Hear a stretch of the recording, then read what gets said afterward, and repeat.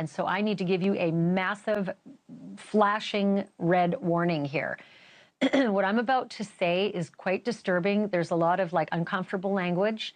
And if you are triggered or upset by sex assaults and violent assaults, etc., then this is definitely not the show for you tonight. The accuser is named Ashley Parham, and she has agreed to allow her name to be made public. Let's be real clear about that. She is going public with her name. She says that in February of 2018, she met a man named Shane Pierce at a bar, and that Shane FaceTimed Diddy outside on the sidewalk, apparently trying to impress her.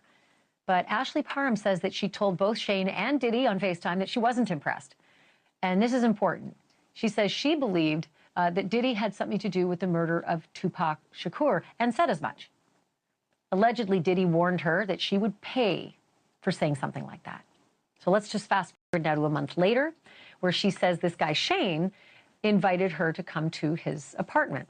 And the lawsuit says, quote, plaintiff and defendant Shane then began to watch a movie, and defendant Shane offered her a glass of water, which he retrieved and brought back to the plaintiff. A few minutes later, Ashley Parham says that P. Diddy showed up with an entourage, including his top aide, Christina Coram, an unnamed woman who is not a defendant in the suit, and 3 unnamed men, one of whom she says was Diddy's driver, and Parham says that that driver waited outside throughout the whole of what I'm about to tell you. Parham says that Diddy was antagonistic from the start and that he put a knife to her face. And now this is where I start reading directly from the complaint. Defendant Shane then partially undressed plaintiff, and then defendant Diddy removed the remainder of plaintiff's clothing, removing the knife from her face, and then retrieved a bottle of liquid from a large fanny pack. Defendant Diddy then squirted a bottle of liquid on plaintiff, which placed her in fear that she was being squirted with a chemical substance like acid. Plaintiff soon realized the substance was an oil/lubricant. Plaintiff was squirted with this liquid substance all over the entirety of her naked body. Defendant KK was then told by defendant Diddy to insert what looked like a syringe from sterile packaging into plaintiff's vagina. Defendant KK did as told, and then told defendant Diddy that she was unable to use the IUD because it had prematurely been released from its packaging, and an IUD is a birth control device. Defendant Diddy, upset by this, took the so-called syringe from defendant KK and tried inserting it into plaintiff's vagina instead.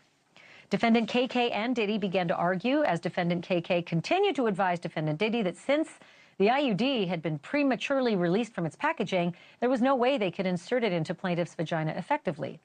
After some time, defendant Diddy heeded the advice of defendant KK and removed the syringe from plaintiff's vagina and handed it to defendant KK. Defendants KK and Jane Doe then exited defendant Shane's residence, leaving the plaintiff alone with defendants Diddy, Shane, and Doe's number 1 and 2. Defendant Diddy then picked up a television remote that was near to plaintiff and violently inserted it into plaintiff's vagina. Defendant Diddy, while violently raping plaintiff with a television remote, told plaintiff that her life was in his hands and that if he wanted, he could, quote, take her, and she would never be seen again. Plaintiff began hysterically crying from the threats by Diddy, along with the pain of being violently, vaginally raped by defendant Diddy with the television remote, as well as the lingering pain from the ordeal with the IUD syringe insertion. Defendant Diddy then instructed defendant Shane to turn plaintiff on her stomach, seemingly tired of hearing plaintiff's blood-curdling cries. Defendant Shane then grabbed plaintiff by her abdomen and hips and turned plaintiff on her stomach. Defendant Diddy then instructed defendant Shane to put a pillow over her head because he didn't want to see her face or hear her cries, and instructed defendant Shane to anally rape plaintiff. Defendant Shane did as he was told by defendant Diddy and began to anally rape plaintiff. Defendant Diddy then violently raped plaintiff anally after defendant Shane. Defendant Doe number 2 then joined defendants Diddy and Shane, taking a turn anally raping plaintiff. Immediately after defendant number 2 raped plaintiff, he exited defendant Shane's residence.